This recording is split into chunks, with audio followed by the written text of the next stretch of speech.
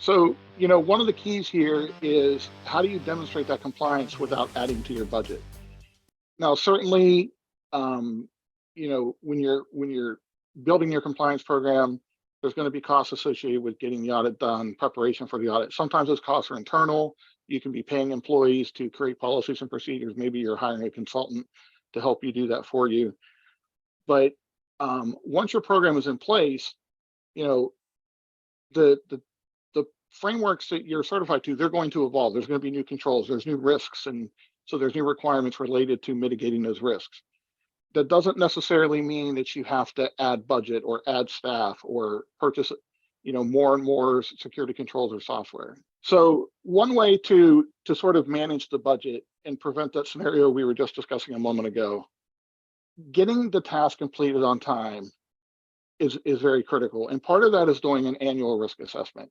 When you do that annual risk assessment, what you're doing is you're establishing how has the industry changed.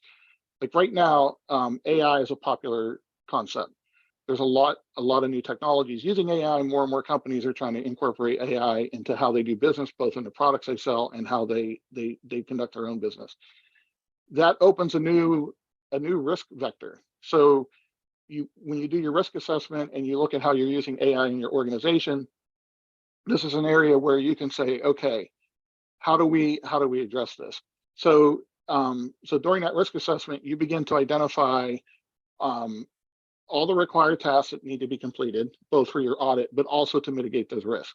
You schedule them out for the year, you assign them to employees and say, okay, policies and procedures need to be updated by this date, then they need to be approved by this date, and then reviewed and acknowledged by employees at this date. And if you have that all organized, you can send out reminders, making sure employees are doing that on time. This is a very critical step. It seems obvious, and as I'm saying this, you may think, well, of course this is the right way to do it. But again, in our experience, a lot of organizations don't do this, or they intend to do it, but it just keeps getting pushed off until it's too late. Then when they're scrambling to complete those tasks, people start to take shortcuts. And when you take shortcuts, you begin to weaken your security program. And again, that's the goal, right? Compliance is evidence that you have a good security program. But the really important thing is that the security program is secure so that you don't have as many risks available. You want to make sure that when you're doing the vulnerability scans, you're scanning the right servers, that you're using the right tools, you're working with a good partner.